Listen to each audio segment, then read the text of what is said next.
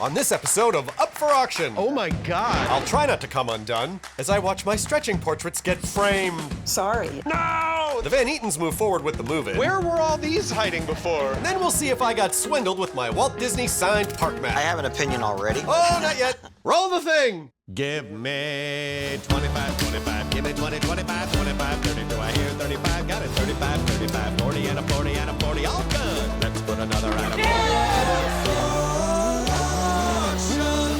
Sold. Only 35 days stand between now and when the largest privately owned Disney memorabilia collection in the world finally goes up for auction. Hey, that's the name of the show. And to help ensure Mike and Janine Van Eaton make back all their money on this super expensive space, they're holding a pre-auction exhibition and gift shop in 14 days to bring in cash and some much-needed buzz. And from the looks of it, it's working. We have the exhibition so that people can preview the pieces. We have a lot of serious bidders and collectors that want to come and see the pieces live. And then because it is a free exhibition, people just want to come and be in the glory of Disney. They love this stuff. Luckily, the build-out is blazing ahead at time-lapse speeds. And speaking of blazing ahead, after lightly soiling myself several times in Iowa and seeing what makes Disney collector Joel McGee tick, Fantastic. I hopped on a plane back to sunny SoCal and survived some mild turbulence in order to continue my Haunted Mansion mission. If you recall, one of the humans helping to put this whole auction together, Mike Van Eaton, graciously offered to help me get my Haunted Mansion stretch paintings framed. One of the ones that I bought from you had not been put in the frame yet. It had been painted. You know, Chris came to the exhibition and noticed that we had our paintings framed. And now he's thinking about getting his framed, and I think that's a great idea. We have a great framer he can work with. I've got the right framer for you. Oh, jinx! I'm sure that you do. Sorry, Mike. She beat you to it. Time to take him up on that offer. Flash framers, eh? We'll see about that. Oh yeah, classic. Love this one. The ballerina over the crocodile. So I bought my original Haunted Mansion stretch portrait painting, The Woman on the Tightrope, in 1995 or 6 for $1,000. I think it sold for, what, 50,000? 57. $57,000, and we only paid $1,000 for it. And I probably will never buy another one because of how much they cost today. The last one we sold went for $330,000. Yeah, and that's just, I'm sorry. What are some of the things that we have to take into consideration in order to frame it? Any kind of originals like this, you don't put anything behind it, you don't glue it to anything to protect the piece. All we do is we put a really beautiful frame on it. Now, if I'm not mistaken, if I know my Disney history pretty well, a lot of these marks are the roller marks because in the ride, the portrait stretches from both sides and it rolls up.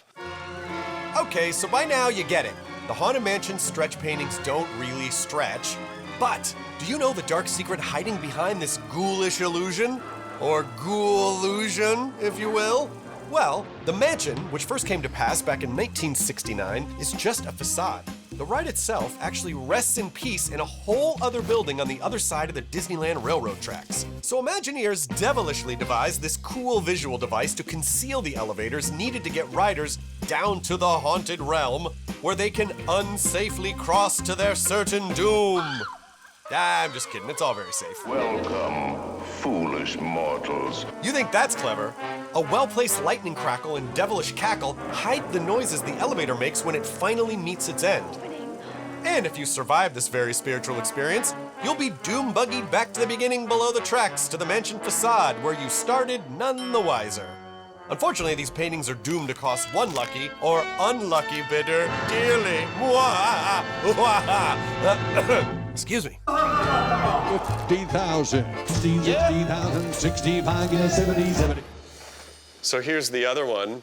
Canvases are very sturdy. The paint's not going to just come off of it. Oh yeah, see here where it says cut? Yeah. This is where they mean to have it cut. And that's what made me nervous. It's like if I just walked into any random frame shop, then I would get it back and they're like, well, we cut it like you said. Like, no, that was part of it. I would never trim a original painting. If it was something I was never gonna sell, maybe, but still, again, I probably wouldn't. I would try to work with the framer to figure out a way to wrap it where we wouldn't have to cut anything. Let's talk frames now. Yes. That's stunning. Oh my God, that already looks That Okay, already we're looks done. perfect. Look at that. When you put that down, I just want you to see wherever you put it, Yeah. you're going to see those colors. Wherever in it. you put it, it's kind of like pulling It in. pulls- exactly. Like whatever the colors are, it just looks like it's naturally aged, Exactly. which I love. Exactly. So I do think this is the frame. I hope everyone agrees. I really thank you so much. I hope I wasn't too neurotic Oh, about Mike. it. While I'm left to ponder my own neuroses, Now I gotta find someone who can hang them. the Van Eaton's exhibition build-out team keeps on trucking. Because it's a truck. Come on, Mike, put your back into it. Or don't. And with only 10 days left until the exhibition opens, I decide to see the space for myself. I'm pretty sure Mike and his team have plenty of time to stop what they're doing, put down the paint rollers, and show me around a defunct home goods store. Of course, it all starts with another dodgy back alley entrance. I'd love to see a front door sometime. It's very dramatic. We're either about to see the greatest single Disney collection in history, or I'm gonna be murdered by Vegas mobsters. But either way. Well, wait, it's a work in progress. Okay, so this is a former retail store. Yeah. This is a place you would come if you wanted to buy something for your bed or your bath or beyond, I guess. Beyond. Yeah, we're thinking of renaming the exhibition, Disneyland and Beyond. because Let's put a pin in that one. It'll save us signage. From the ashes rise Yeah, the phoenix. exactly. Oh my God. Oh no! Oh my God, Mike. It is mobsters! Oh my God. Or is it? Stay tuned. I'm Bed Bath & Beyond excited to see the progress Mike and Janina made in getting the exhibit space up to snuff. From the ashes rise the phoenix. Oh my God. Here comes one more oh my god. Oh my God. I didn't see all these posters before. I only saw, where were all these hiding before? They've all been in storage. And we actually couldn't fit them all up there. As I build the exhibition, I have to add more. Oh my God, the Peter Pan and the Dumbo. This is unbelievable. Hello again, old friend. You know what's so emotional about this is that it's almost getting placed in its temporary home. By setting those bigger pieces where I think they should go, it allows me to figure out where to put all the other pieces for this. So he's going to sort of see a work in progress and probably get an idea of how I work and how I build these exhibitions. And here's Mike's highly detailed schematic. Uh-huh. Oh, no, wait. Okay, no, this is the one. Visitors walk into the new space to Main Street before hitting Adventureland, Frontierland, New Orleans Square, a ginormous vintage poster wall, Fantasyland, Tomorrowland, and all the other Disney parks. But if people want to leave, you gotta exit through the gift shop. Money. Don't think I haven't noticed the Many Adventures of Winnie the Pooh ride car. It's because this is one of our favorite rides. Oh, really? Oh, that's great. That's great. I just kind of want to see. This is perfect to put in the living room. What have you estimated this one at? I haven't got to this yet. We're a little behind on everything, but this will probably estimate starting at maybe $10,000 or something like that. Oh, I'll give you, I have like $200. Yeah, sadly, it's gonna take a lot more than that to land a ride car from the Many Adventures of Winnie the Pooh, because it took Walt a lot to land one, too. See, Walt and his daughter Diane were wild about Winnie as far back as 1938 and fought for decades to strike a movie deal with author A.A. Milne. But it wasn't until 1961 that this honey bear finally became a movie bear, and the Disneyland ride followed right along behind it. The end. Right? Of course not. Due to lawyer stuff and movie rights mumbo jumbo, the 100-acre wood wouldn't see daylight at Disneyland until 2003. Oh, bother. Sadly, in order to do so, the Country Bear Jamboree show got the boot. But if you look carefully, you can still see some of the characters hidden behind you near the end of the ride, which hopefully is here to stay. What are they here to the 2000? Plus, the wonderful thing about auctions are, 10. these Pooh cars have been known to go for a whole lot of honey. I mean money.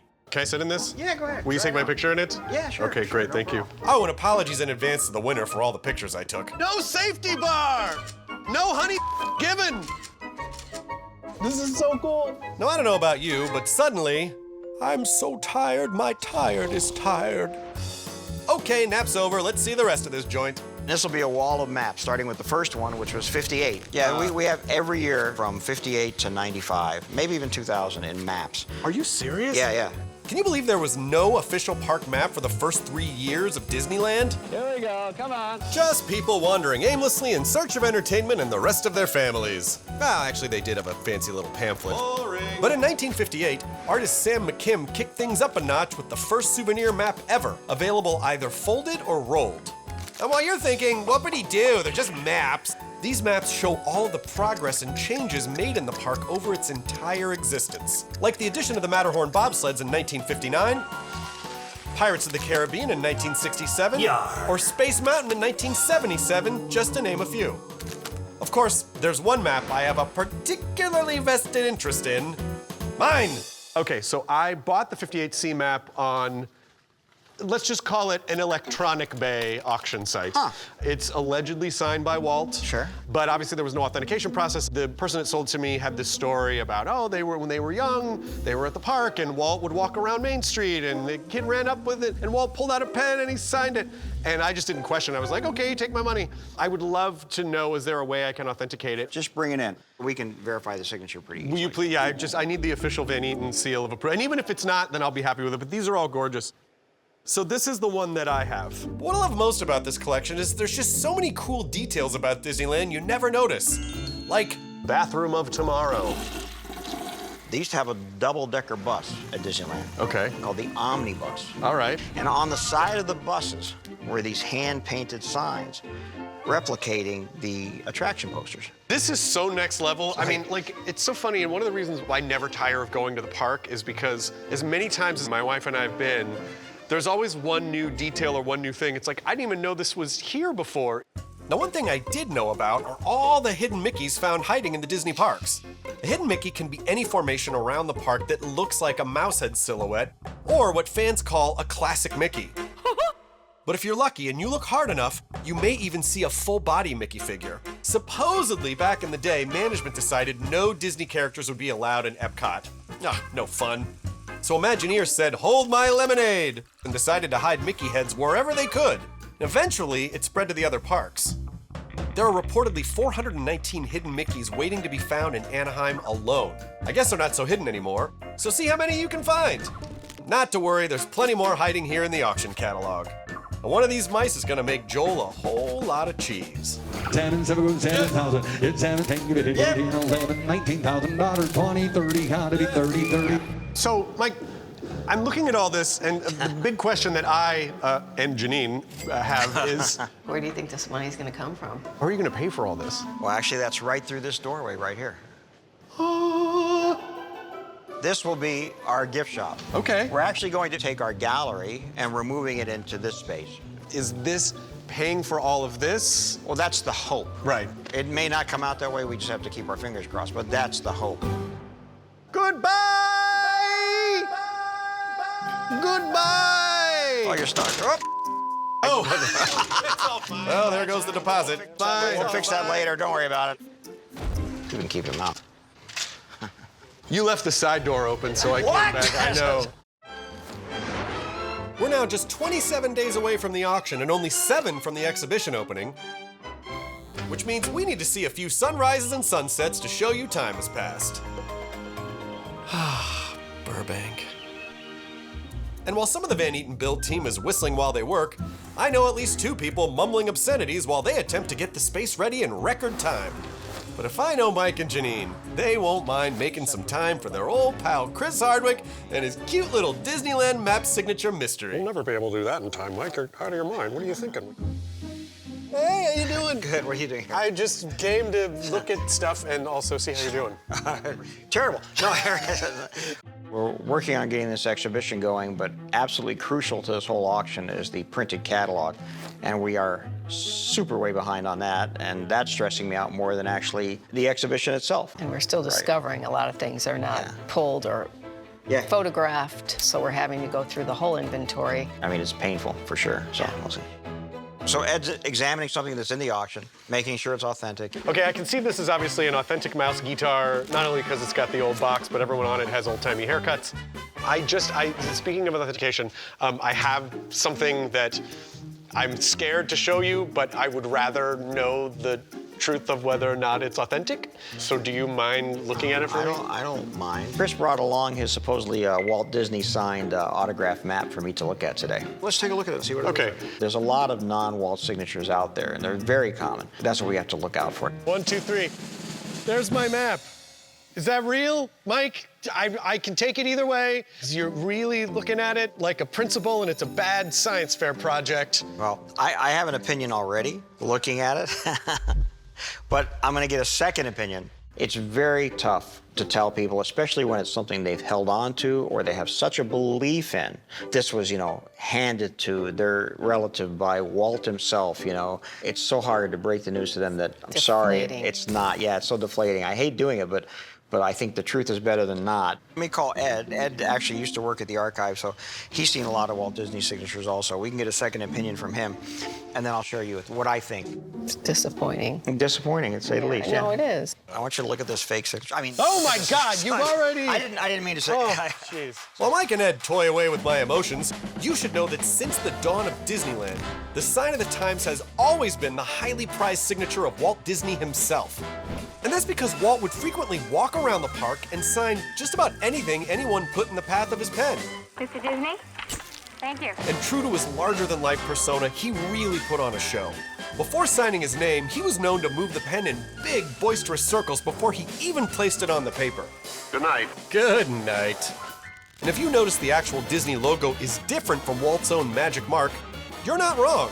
That's because it's a highly stylized version of his signature created by one of his own animators. In fact, he couldn't reproduce that fancy logo, even if he tried. And try he did. I have a feeling his signature is gonna sell for some serious cash at auction. We need 500. 8,000! I'm gonna run about 85 down 9. I'm gonna need 10,000. So how do you know when Walt's high-dollar Johnny Hancock is the genuine article? First off, it's where it's signed on this map. It's right under his face. Well, no, it's not that. It's just that when you're a kid and you're running up to Walt Disney with this map, you don't have it open. So if somebody signs here or somebody signs up here, that's not right. It's not gonna really happen. Where yours is signed is if it was folded, this is where the cover would be. First right? of all, I love how Jessica Fletcher you're getting on all this stuff. And I really appreciate, this already makes me happy. Secondly, we look at what it's signed with. Signed with a blue ballpoint pen. This is the pen Walt carried at Disneyland. 2 for 2! And the next thing we can do is look at the signature itself. And we can compare the signature to many other signatures like this. But for me... Here it comes. I can't watch. While Janine and the rest of the Van Eaton crew scramble to make sure the exhibition, auction, and auction catalog all actually happen on time, 1, 2, 3. it's also time for my Disneyland Park Maps moment of truth. Is that real? I have an opinion already, and we can compare the signature to many other signatures like this. But for me... So, is Walt's signature authentic, or did I get robbed? It's absolutely an authentic signature. I don't know what you feel like. I feel like that too. Yes! Oh my God! Yes! Get the bleep ready! We don't need to bleep this. Jeepers! Yes! Gosh! Gee golly! On the map! But the bad news... No, I'm just kidding. so yeah, and we can look at this. Now, again, here's a signature, a completely different time, a little bit different, but you can see the D is the same. I really picked the right day to wear a diaper. Yeah. I like his D looks like a lowercase d on both of them, if you know what I mean, if you really break it down. You know, But, yeah. oh man, this just makes me, you can see, look. This is Pretty close. This is pretty close. He even did the squiggle underneath, and this looks like a slightly more rushed version of this. It's like, oh, thanks, of course I'll Which sign is your exactly map. what he would do. It was worth it for me as the first big Disney financial and emotional investment. For me, this was really, really special. With this Walt signature weight finally lifted off my medium-sized shoulders, I can now rest easy. High fives for everybody. High fives. Thank you so much. Unfortunately, the same can't be said for Mike, Janine, and the rest of the Van Eaton team who, thanks again to the magic of time-lapse footage, worked tirelessly for several seconds, or 7 days straight, to make sure this exhibition was ready to open to the public. And miraculously, with time running out on the clock, we did it! And when I say we, I mean the Van Eatons, because I was little to no help. Oh, I missed. Well, I already messed this up. You're doing amazing work. I'm so sorry I got in the way. Whoa! But I shouldn't hammer myself too much over it. Just you and me, Dumbo. Yay! So how are Janine and Mike feeling? Exhibition's opening today. I'm so excited. Are you really? I am excited. I hope people show up. Yeah, people would definitely be nice. Especially if Joel hopes to make $5 million off all his auction items. I would hope to get $5 million. Anything over that will be exciting. Less than that will be a little disappointing. And my hope is we hit 5 million. 6 million would be great, amazing. But I think what we're going to try to auction off should be worth about 5 million. We'll see. We'll see, yes. But before the auction or exhibition even happens, the aforementioned Joel needs to sign off on the whole thing first. Dun dun dun! So, Credits time! actually, I'm glad we found these. I've been looking for these. Do you mind pushing me? I will. You want to go through Disneyland? I do, yes. Yeah, this is how we're going to take all the Hey, guests. my ride car, my own personal ride car. Good luck to you. Yay! Mike, I stopped.